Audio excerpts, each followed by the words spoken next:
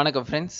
இந்த வீடியோவில் நம்ம என்ன பார்க்க போகிறோம் அப்படின்னு பார்த்தீங்கன்னா, ஜூன் 9ஆம் தேதி நடக்க போகிற குரூப் 4 எக்ஸாமுக்கான ஹால் டிக்கெட்டை டிஎன்பிஎஸ்சி வெளியிட்டிருக்காங்க.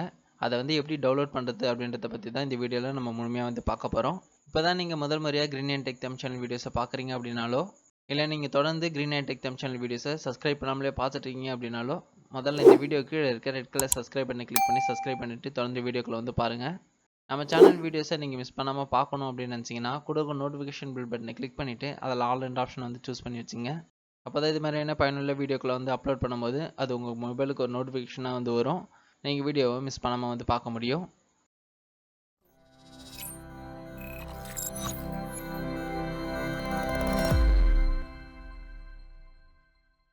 நம்ம இன்றைக்கி வீடியோவில் குரூப் 4 எக்ஸாமுடைய ஹால் டிக்கெட்டை எப்படி டவுன்லோட் பண்ணுறது அப்படின்றத பற்றி தான் பார்க்க போகிறோம். ஸோ நீங்கள் டிஎன்பிஎஸ்சியோட அஃபிஷியல் வெப்சைட்டான tnpc.gov.in வெப்சைட்டை ஓப்பன் பண்ணிங்க. அதில் கீழே ஸ்க்ரோல் பண்ணிங்க அப்படின்னா ரிஜிஸ்டர் யூசர்னு சொல்லிட்டு ஒரு ஆப்ஷன் இருக்கும். ஸோ அதை கிளிக் பண்ணுங்கள்.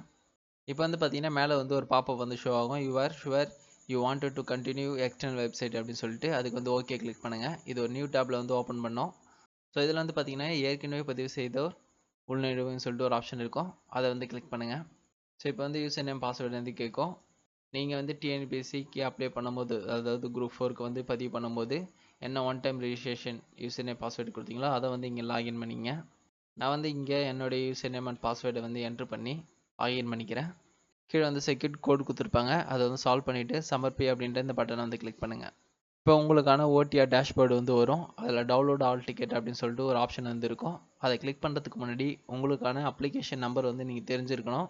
ஸோ நீங்கள் குரூப் 4க்கு விண்ணப்பிக்கும் போதே உங்களுக்கான அப்ளிகேஷன் நீங்கள் பிரிண்ட் அவுட்டாவோ அல்லது பிடிஎஃபாவோ வச்சுருப்பீங்க.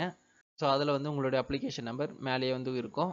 இப்போ உங்களுடைய கையில் அப்ளிகேஷன் இல்லை, பிடிஎஃபாவோ பிரிண்ட் அவுட்டாவோ இல்லை அப்படின்னா ஸோ கரண்ட் அப்ளிகேஷன் அப்படின்ற இந்த ஆப்ஷனை கிளிக் பண்ணுங்கள். இப்போ நீங்கள் சமீபத்தில் விண்ணப்பிச்சிருந்த அந்த குரூப் 4 எக்ஸாமுக்கான அப்ளிகேஷன் ஐடி இங்கே இருக்கும். இதை காப்பி பண்ணிக்கங்க. இப்போ டேஷ்போர்டை கிளிக் பண்ணுங்கள். இப்போது டவுன்லோட் ஹால் டிக்கெட் அப்படின்ற இந்த ஆப்ஷனை கிளிக் பண்ணுங்கள்.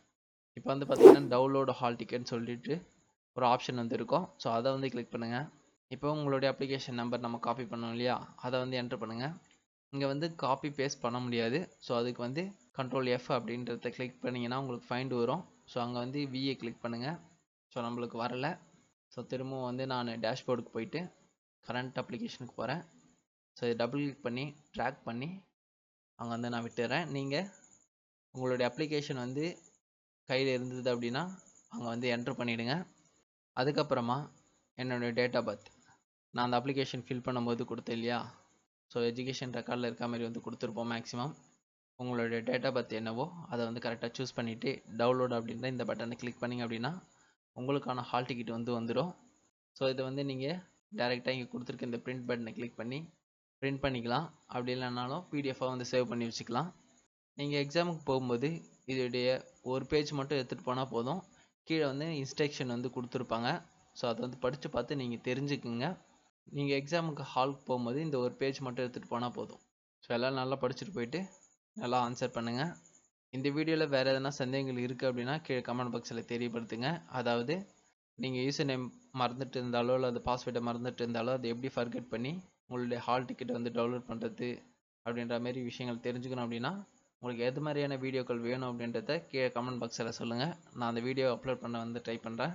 கண்டிப்பாக இந்த வீடியோ ஹெல்ப்ஃபுல்லாக இருந்திருக்கும்னு நினைக்கிறேன். இந்த வீடியோ பிடிச்சிருந்துச்சுன்னா மறக்காம லைக் பண்ணுங்கள். உங்கள் ஃப்ரெண்ட்ஸ் அண்ட் ஃபேமிலி ரிலேட்டிவ் கூட ஷேர் பண்ணுங்கள். தேங்க்யூ ஃபார் வாட்சிங் ஃப்ரெண்ட்ஸ்.